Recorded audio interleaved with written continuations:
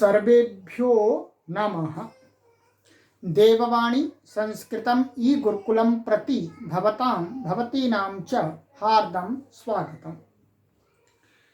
आइए मित्रों, वैयाकरण सिद्धांत कौमुदी के कारक प्रकरण की आज हम 28वीं कक्षा को पढ़ने जा रहे हैं।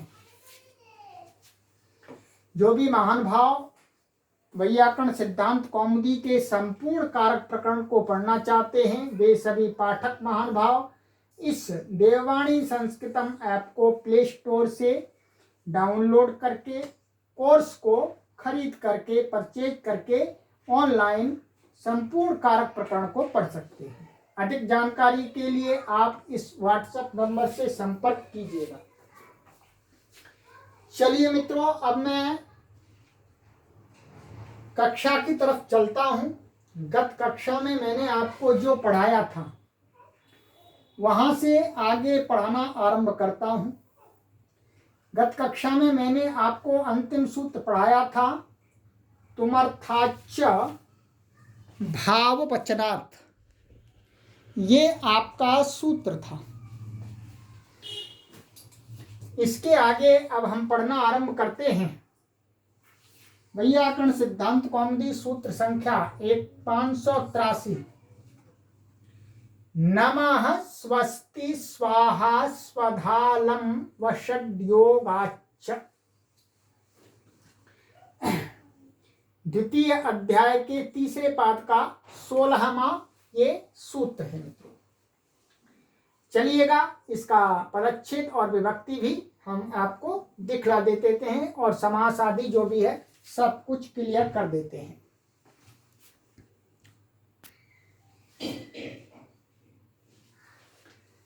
पदच्छेद नमः स्वस्ति स्वधाल स्वाहा स्वधालंबश वषड योगात पंचमी विभक्ति एक वचनांत च अव्यपदम। और समास इसके अंदर है, देखिएगा, नमश्च स्वस्ति च स्वाहा च स्वधा च अलम च वषट च इति नमः स्वस्ति स्वाहा स्वधा लंबश वषट्टः इतरेतर योग द्वंद्व। और फिर तैहि योगाः, तैहि अर्थात नमः स्वस्ति आदि के साथ तैहि योगाः नमः स्वस्ति स्वाहा स्वधा लंबश वषड योगाः तस्मात् वषड योगात्। ये पहले इतरेतर योग द्वंद्व समास हो गया और फिर बाद में तृतीया तत्पुरुष समास हुआ है मित्रों। दो समास हैं इसके अंदर, ठीक है। और ध्यान देंगे, ये जो सभी पढ़े हुए ये अव्यय हैं, अव्यय हैं, इनके साथ विभक्ति का विधान कर रहे हैं इस सूत्र से। चलिएगा, अब अर्थ देखते हैं। ये समास हुआ आपका। अब कहते हैं आचार्य भट्टोजी दीक्षित महाराज जी, एभिर योगे चतुर्थी स्यात्। माने इन शब्दों के साथ, माने इनके योग, इनके संबंध से, इनके साथ संबंध होता है, उसमें चतुर्थी विभक्ति स्यात् माने होवे। उदाहरण दिया, हरये नमः, हरि के लिए नमस्कार। तो नमः का योग है, इसलिए हरये नमः। तो हरि चतुर्थी विभक्ति हो गई इससे। अब यहाँ पर एक और क्लियर करना चाहते हैं कि उपपद विभक्ते कारक विभक्तिर वलीयसी, ये परिभाषा है मित्रों, परिभाषा है। यहाँ कह रहे हैं कि जैसे आगे प्रयोग दिया नमस्करोति देवान, यहाँ पर भी नमः, ये नमः है प्रयोग। कोई देख करके ऐसे अनुमान लगाए कि यहाँ चतुर्थी क्यों नहीं हुई। क्या यहाँ चतुर्थी क्यों नहीं हुई? क्योंकि यहाँ पर भी तो नमः का योग है, नमस्करोति में नमस्कार करता है। तो उसके लिए ये परिभाषा बनाई कि उपपद विभक्ते कारक विभक्तिर वलीयसी। देखिए, उपपद का अर्थ है समीप में शब्द के योग से विभक्ति का विधान करना। नमः के योग में हरि से क्या किया, चतुर्थी का विधान किया। ये उपपद विभक्ति हुई। इस सूत्र से जो विहित है वो उपपद विभक्ति। और एक कारक विभक्ति, अर्थात कारक संज्ञा होकर के उसके अंदर विभक्ति आना। कर्ता कारक, कर्म कारक, करण कारक आदि, माने पहले कारक संज्ञा होगी, फिर उसके बाद उस कारक के अकॉर्डिंग विभक्ति आएगी, तो कारक विभक्ति। तो ये कह रहे हैं कि कहीं पर ऐसा विरोध पैदा हो जाए कि उपपद को मान करके भी विभक्ति प्राप्त हो और कारक को भी मान करके विभक्ति प्राप्त हो, तो कौन सी विभक्ति करें या दोनों कर दें?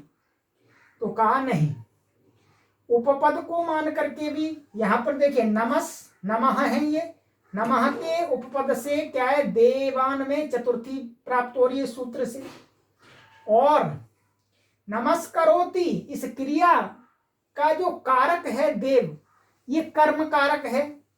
ठीक है, कर्म कारक होने से इसमें कर्मणि द्वितीया से द्वितीया प्राप्त हो रही है।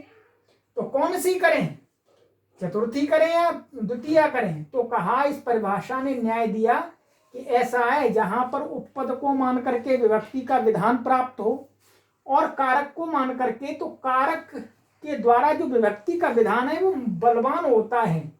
तो इसलिए यहाँ पर कारक को मान करके कर्मणि द्वितीया से द्वितीया होगी, न कि नमः स्वस्ति स्वाहा स्वधा लंबष्ट योगाच से नमः के योग होने पर चतुर्थी नहीं होगी। ठीक है, ये इसका प्रयोजन। इसी प्रकार से आपको आगे भी समझना है, केवल नमः का ही प्रयोग करेंगे तब चतुर्थी होगी।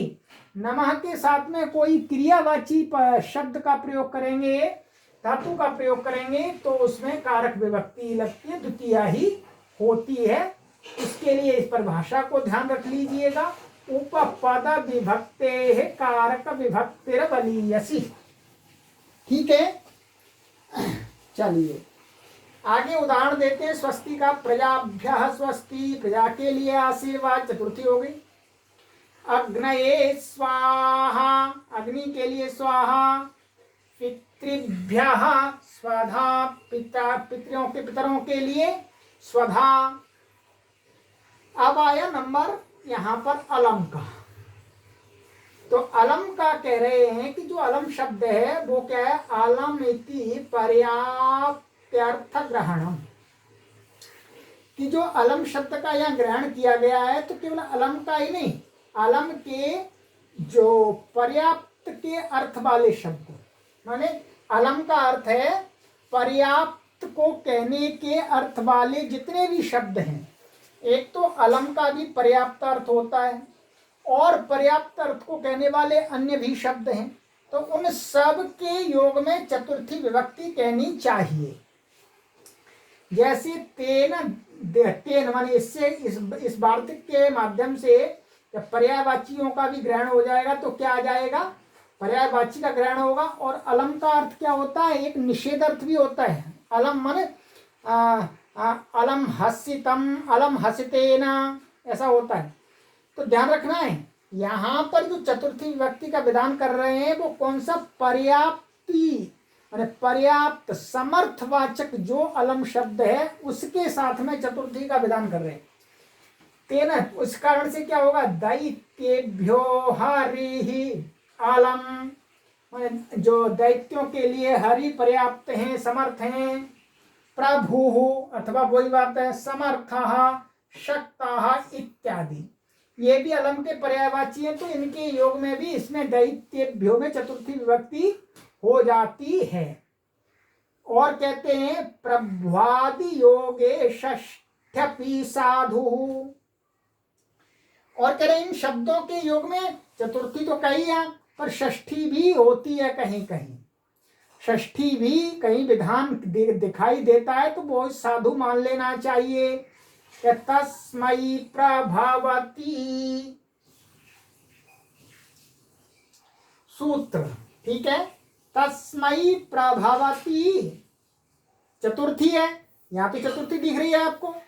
प्रभवती प्रभु प्रभु भू है, तो उसके योग में चतुर्थी है। और स एषाम ग्रामणी,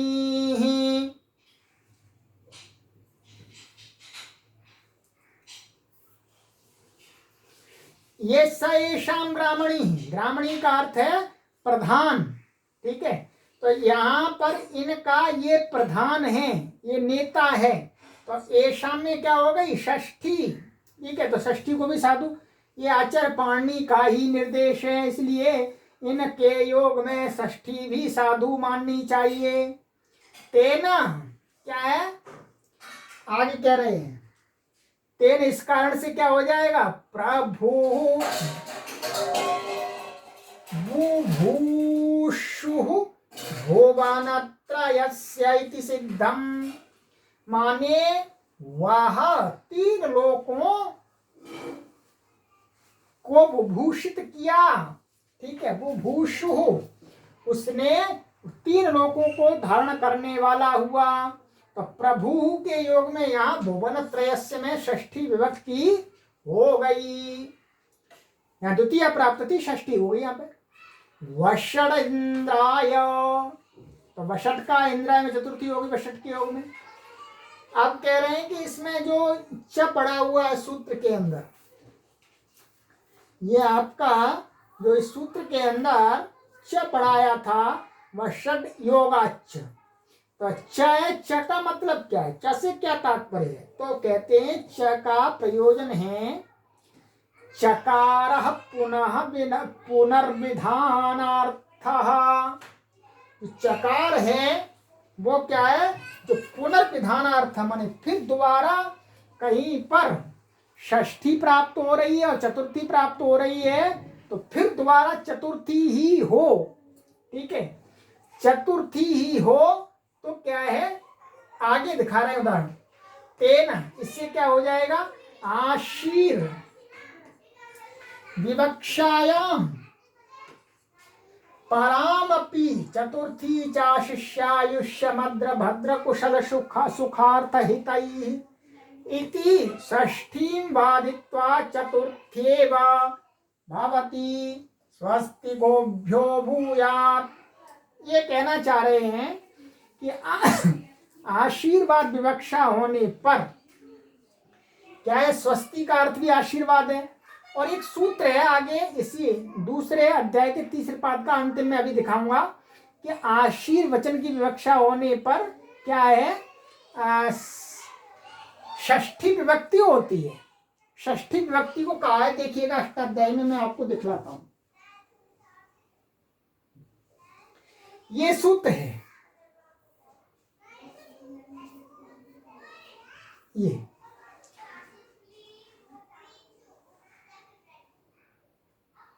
चतुर्थी चा शिष्यायुष्य मद्र भद्र कुशल सुखार्थ हितैः। इसमें क्या है, विकल्प करके षष्ठी का विधान है, ठीक है। विकल्प करके षष्ठी होती है, तो ये यहाँ आशीषी माने आशीर्वाद अर्थ में स्वस्ति है, तो स्वस्ति के साथ में यहाँ पर भी क्या है, षष्ठी प्राप्त हो रही थी विकल्प से। तो यहाँ पर इस सूत्र में ये आपका च पढ़ने से कहा कि यदि आशीर्वाद अर्थगम्यमान होगा तो क्या होगा, स्वस्ति के साथ में षष्ठी नहीं होगी, उसको तो नित्य चतुर्थी ही होगी, षष्ठी विकल्प से नहीं होगी। इसलिए क्या प्रयोग दिखाया,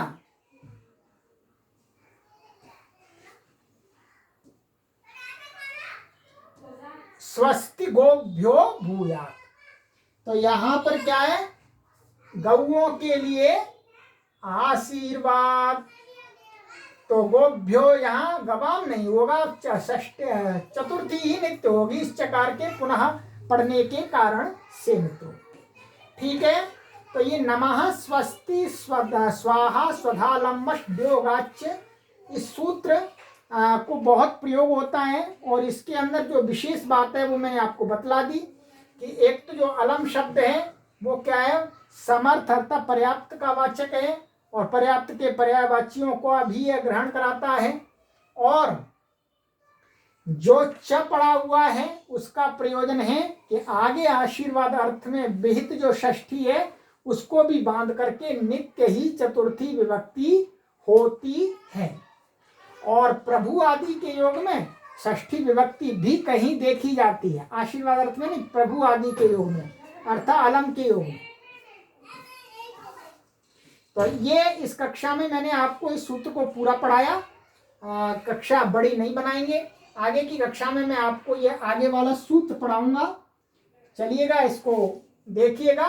मन्य कर्मण्य नादरे विभाषा प्राणिषु। ठीक है, चलिएगा, इस कक्षा को यहीं विराम देते हैं।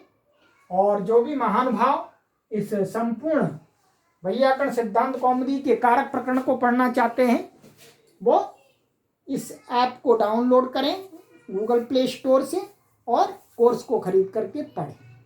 अस्तु सर्वेभ्यो नमः।